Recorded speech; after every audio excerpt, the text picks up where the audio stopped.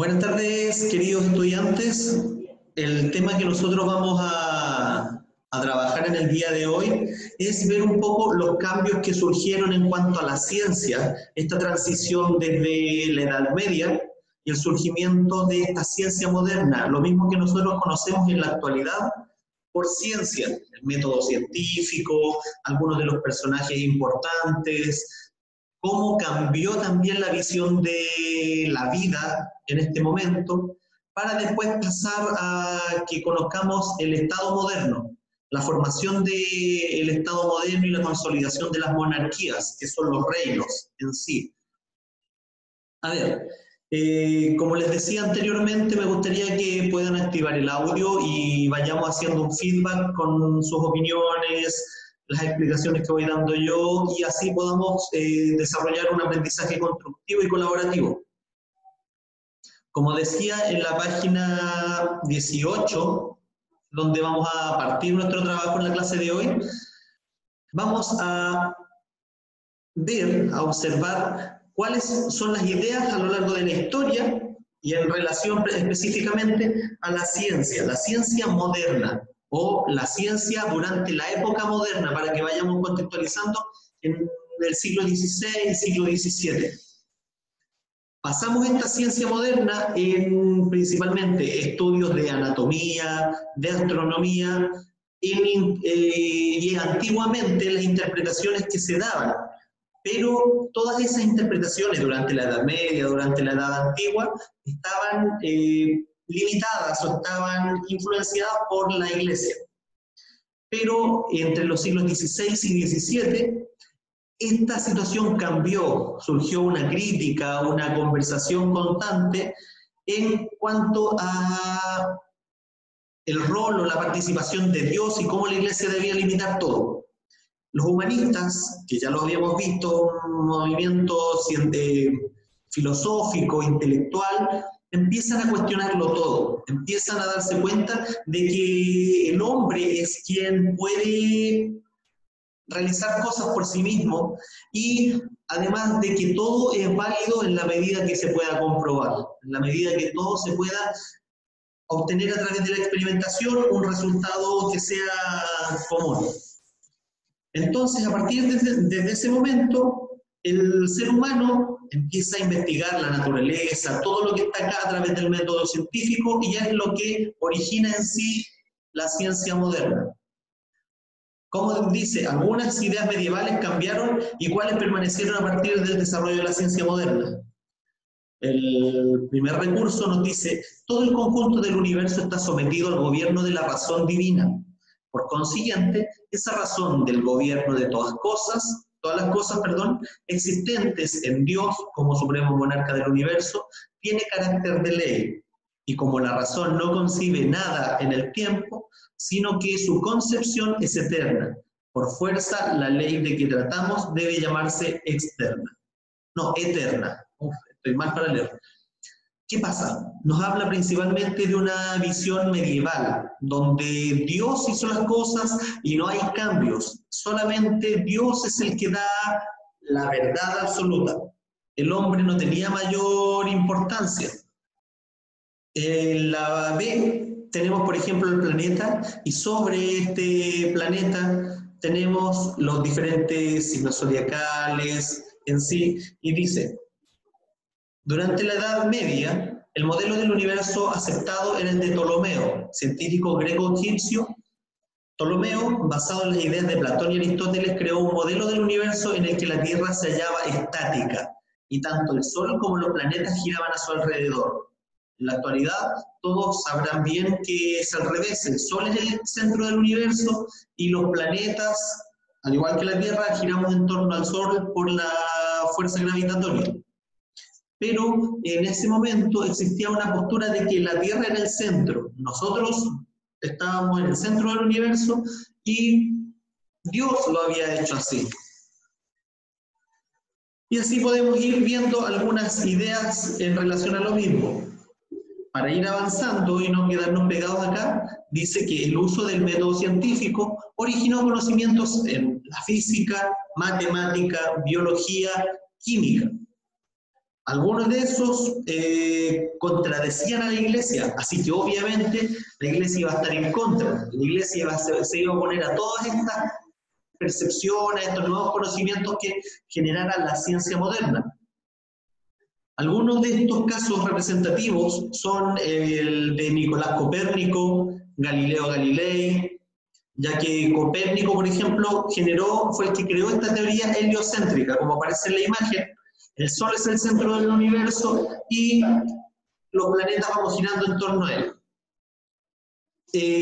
Galileo Galilei, por ejemplo, se basó en los estudios de Copérnico para hacer surgir la astronomía moderna, razón por la cual la Inquisición que mencionaba en la clase de la Contrarreforma, que era el Tribunal del Santo Oficio, aquellos que castigaban a todos los que escribían o hacían cosas que eran en contra de lo que decía la religión. Entonces la Inquisición lo castigó y obviamente lo condenó. ¿Cuál es la sentencia dictada a Galileo Galilei? Dice: por cuanto tú, Galileo, fuiste denunciado en 1615 a este santo oficio por sostener como verdadera una falsa doctrina enseñada por muchos, a saber que el Sol está inmóvil en el centro del mundo y que la Tierra se mueve y posee también un movimiento diurno. Por eso, este sagrado tribunal califica las dos proposiciones de la estabilidad del Sol, del movimiento de la Tierra, según los calificadores teológicos, como absurda, filosóficamente falsa y teológicamente considerada por lo menos errónea en la fe. Entonces lo posiciona la iglesia como alguien malo, como alguien que estaba errado, estaba mintiendo y estaba tratando de molestar a esta creencia cristiana. Acá nosotros podemos ver diferentes posturas. En sí, este cambio de mentalidad desde la época medieval, donde el hombre estaba limitado a lo que Dios había estipulado. Dios era el creador, Dios había fijado el destino de cada uno y era quien creó todo.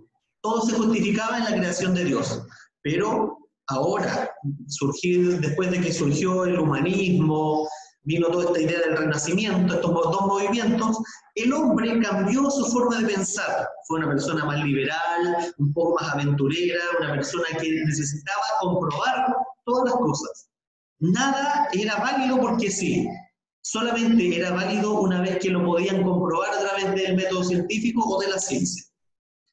Entonces, nosotros, como dice aquí ya en resumen, la difusión del pensamiento humanista favoreció el desarrollo científico entre los siglos XVI y XVII. Uno de los principales aportes a la ciencia de la época fue el método científico. A partir de este se reconoció la experiencia, la observación y el razonamiento como capacidades del ser humano. Y la idea de todas estas técnicas o estas experiencias le permitía a la persona comprobar o conocer bien la naturaleza de todo. No estamos hablando de solamente la naturaleza como la vegetación, los animales que tenemos.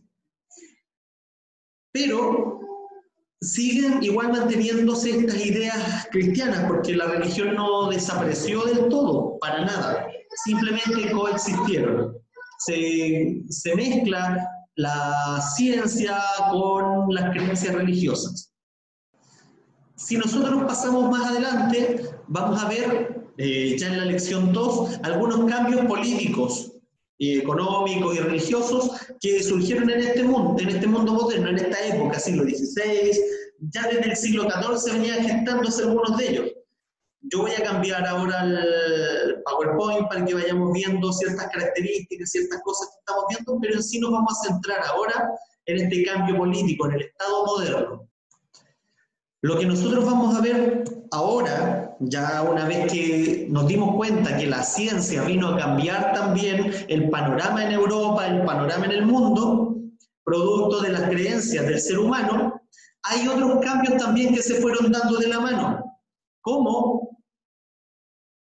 el hecho de que estamos en una edad moderna que tiene ciertos procesos destacados. Por ejemplo, en lo social, la consolidación de la burguesía, que lo vamos a ver un poco más adelante. La burguesía es una clase social de personas que se enriquecieron por las actividades comerciales que son propias de la ciudad.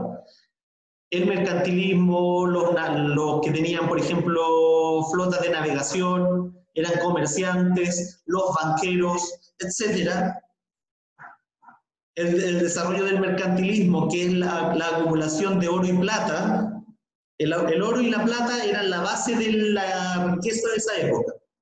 El capitalismo, que tiene que ver con el negocio, con el libre mercado, la base del libre mercado que tenemos en la actualidad, y una economía mundo, donde después del descubrimiento de América se va a dar la relación de un comercio triangular entre Europa, África y América. Los europeos sacaban, por ejemplo, desde África esclavos y algunos productos, con eso llenaban los barcos, venían a América, los vendían acá más caros, y de acá de América se llevaban todas las riquezas también hacia Europa y volvía, y seguíamos en una red. En lo cultural, lo que ya vimos, el Renacimiento, el humanismo y los descubrimientos que vamos a ver posteriormente. También la reforma y la contrarreforma, contrarreforma católica, la ciencia que mencionábamos recién va a posibilitar algunos cambios, por ejemplo, mejoras en la técnica y mejoras aplicadas a la navegación, la imprenta, que ya lo vimos, que tiene que ver con las ideas, cómo fueron ahora fluyendo mucho más rápido. Y vemos también que en lo político ahora surge un nuevo modelo, que es el de los estados nacionales, y que lleva en sí hacia las monarquías absolutas, donde el rey tenía todo el poder. ¿Alguien tiene alguna duda? La Edad Moderna, para que ustedes también lo recuerden, va desde la caída del Imperio Romano de Oriente, capital Constantinopla, en 1453, hasta el desarrollo de la Revolución Francesa en 1789. Voy a hacer ingresar a 2 personas que se cayeron de la transmisión. Recién les estaba diciendo que surge esta Edad Moderna con un nuevo proceso, que es el fortalecimiento de las monarquías, o sea, de los reinos. Los reinos empiezan a crecer, a surgir. ¿Por qué? Porque hay más población, fue mejorando la economía, fue mejorando todo. Al haber más población, también se fue generando más riqueza. Esa riqueza de las personas se suponía que pagaba impuestos al rey. Al haber más dinero en la monarquía, iba a haber capital para poder mantener una burocracia, que son el conjunto de personas que facilitan el gobierno, digámoslo así, todas las autoridades. Está el rey con sus ministros, sus secretarios y todas las personas que van a ir atendiendo al pueblo. Al haber más dinero, está la opción de generar esta burocracia y a la vez de mantener un ejército. El ejército es el que le da el poder a cada reino. Si era un reino con un ejército malo, fácilmente iba a ser dominado por otro y lo iban a derrotar. Este Estado moderno se fue gestando por algunas características.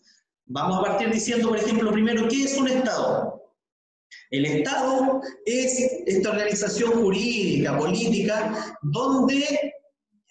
que integra a un territorio definido. Por ejemplo, en el caso de Chile, que es un Estado, está en un territorio que está entre la cordillera, el mar, entre el límite con Perú y la Antártica. En este caso, el Estado viene siendo ese organismo jurídico que tiene un territorio y tiene una nación, una población dentro de él. Además de eso, las leyes que lo ordenan. La nación es el conjunto de personas que se unen por raza, color, por creencias, por la lengua, por una historia común. La nación es un conjunto de personas que tienen algo en común. El Estado moderno se forma durante el siglo XIV y XV, cuando ya empieza a desarticularse el sistema feudal. Eso va a dar paso a que ya en el siglo XVI esté consolidándose este Estado moderno. ¿Cuál es el primer Estado que se puede considerar Estado moderno? Fue Francia, y es el más destacado tal vez por todo su desarrollo. ¿Por qué? Porque descentralizó el poder y se transformó en un Estado moderno. ¿A qué se llama descentralizar el poder? No todo el poder lo tiene el rey. Va a tener el rey una parte y va a ir dándole poder a los que están acompañándolo en el gobierno. Posee un territorio delimitado, lo que les mencionaba recién. Un gobierno común que viene siendo las leyes y la nación, el conjunto de personas que habitan el territorio. ¿Cómo eran las monarquías nacionales? Las bajo medievales, como el inicio de todo esto, cuando empezaron a fortalecerse estas monarquías. Se fortalece el poder interno, o sea, el rey empieza a tomar nuevamente poder. ¿Por qué? Porque le quitó poder a los nobles. Durante la Edad Media, como el rey no quería desgastarse administrando todo el territorio que tenía, le fue dando la atribución a los dueños de la tierra, a los señores feudales, que vienen siendo como los dueños de los fundos. Cada dueño del fundo tenía poder porque él en su campo tenía un conjunto de personas que vivían. Entonces, él hacía trabajar a la gente y de lo que la gente le daba, le pagaba un poco al rey, le daba un impuesto al rey para que pudiese subsistir. Y además lo apoyaba cuando tenía guerra. Ahora, en la Edad Moderna, el rey vuelve a tomar este poder. Se fortalece el poder interno porque recupera este poder, mejora el ejército, fortalece la administración, con lo que les decía, lo de la burocracia, y se generan alianzas entre naciones, casamientos, relaciones en cuanto a ayuda mutua frente al ataque de otro pueblo. Y en lo exterior, o sea, la política ya hacia otros países, se extienden muchos territorios, muchos dominios. Por ejemplo, se casaban el rey o el príncipe de tal reino con la princesa del otro reino y así se genera al tiro una alianza, se agranda el poder. Hay guerras también en relación al poder y todas las tierras que no tenían un dueño las tomaba el reino con más poder. Por eso era necesario tener un ejército poderoso. Nos quedan 10 minutos. La formación de las monarquías nacionales son un proceso que se dio principalmente en Europa Occidental. Por allá comenzó y se dio de lleno. Portugal, España, Inglaterra, Francia. Los 4 casos a lo mejor más emblemáticos. Acá el rey concentra el poder. Viene a reemplazar a este señor feudal, pero es el supremo, es el máximo. Como dice ahí, es el primero entre los pares. Si lo llamamos en latín, primus inter pares. El rey entonces, en un estado moderno, concentra el poder. ¿Se entiende eso?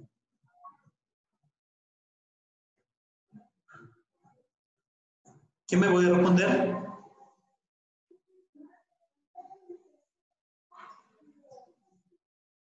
Perfecto, Diego, Joaquín y Martín. ¿Sí, Tommy? ¿El rey tiene poder absoluto? Sí. Gracias. Todavía no es tan estricto. En unos años más, el poder va a ser absoluto y él va a decidir quién vive, quién muere, qué es lo que se cobra, todo lo que pasa en su territorio.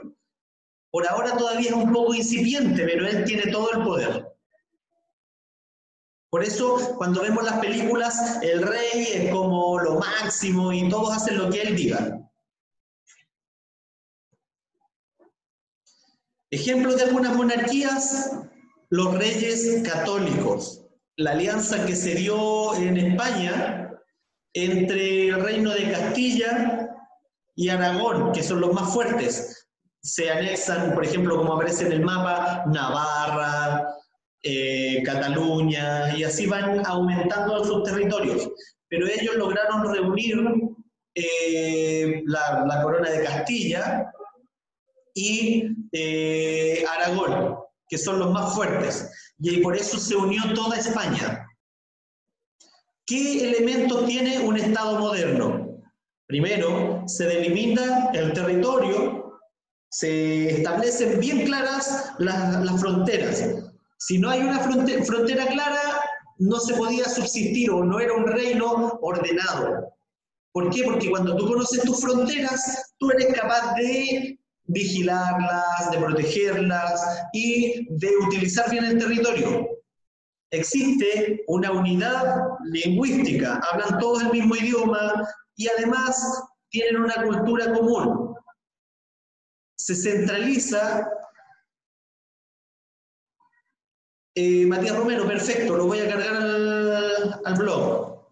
Se centraliza la política, el poder está ahora en manos del rey. El rey ya no lo tiene repartido entre los señores feudales. No, ahora él volvió a tener el poder en su persona y él manda todo. Se crea un ejército y es una característica que es necesaria para poder gobernar, o sea, para poder proteger el Estado. Un Estado fuerte tenía un ejército fuerte. Por ejemplo, la unidad cultural y lingüística tiene que ver con una cercanía territorial. Los territorios están cerca. Cuando estaba, por ejemplo, el gran imperio romano, era un imperio tan grande que tenía diferentes lenguajes. Aún así logró unificar. Ahora son territorios un poco más pequeños y permiten tener un mismo idioma. Las comunicaciones se hacían más fáciles. Además de eso, la centralización del poder. El poder está en manos del rey y él se apoya en la burguesía. ¿Por qué en la burguesía? La burguesía le podía prestar dinero y además la burguesía apoyaba al rey porque el rey les permitía desarrollar sus trabajos. Por ejemplo, les permitía navegar, vender sus productos en otro lugar, tener su banco, le pasaban dinero al rey. Y era una relación de apoyo mutuo.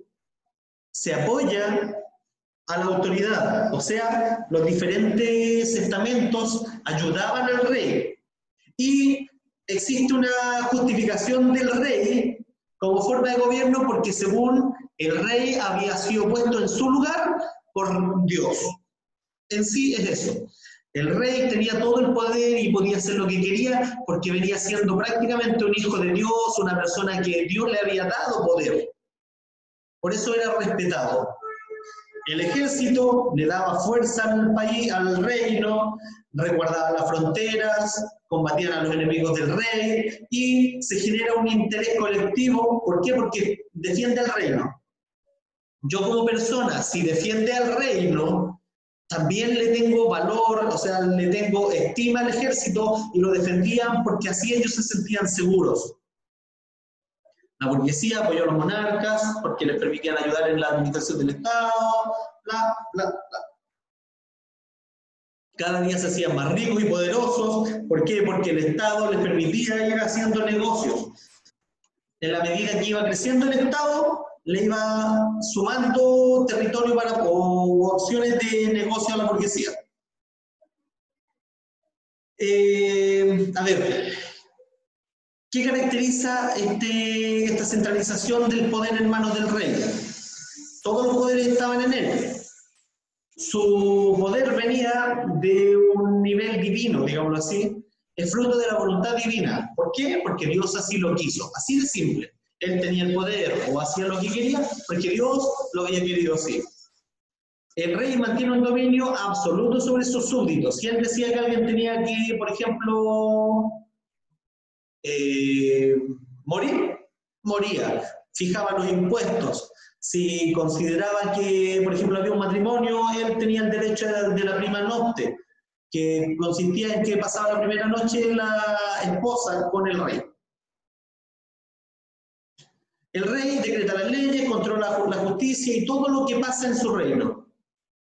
El rey se opone a las potencias universales y poderes locales. El título de rey es hereditario, por si acaso. Pasa de padres a hijos, cuando no tiene hijos al hermano y así en familia. En los países católicos se fortalece el vínculo entre iglesia y Estado y ahí se daba un poder tremendo, porque la iglesia como institución era poderosa. Pero cuando se une el poder político y el poder religioso, llegabas a alcanzar grandes cosas o a exigir grandes cosas. Es la esencia del absolutismo y que en sí fue cambiar las leyes, crear nuevos derechos. Todo lo que el rey quería se hacía. Voy a poner la cámara, nos quedan 2 minutos para que podamos interactuar un poco más y podamos vernos. ¿Alguna duda, algún comentario que hacer? Mister, Chito. hola, ¿me escucha? Mister, le quiero hacerle una pregunta. ¿Qué función cumplen los reyes o reinas en estos momentos, en los momentos actuales? ¿Cómo? ¿Qué función cumplen los reyes en estos momentos actuales? ¿Qué función cumplen? En la actualidad, son meramente un símbolo de poder. Están, pero ya no tienen la misma influencia. Ahora ellos participan de las decisiones de un Estado, de un país, pero no tienen el poder que tenían durante esta época. Vale, gracias. Chicos, ¿alguien más que tenga dudas? Ugarte, Sebastián Burdiles, Matías Romero. Mister, tengo otra pregunta. Dígame, Tommy. No, absolutismo. Absolutismo es como la evolución de las monarquías nacionales cuando el rey tiene todo el poder, cuando el rey es quien hace y deshace. Vale, Concentra todo el poder en sí mismo. gracias. ¿Más dudas? Estamos a punto de terminar porque nos queda menos de 1 minuto. Por el chat viene una pregunta.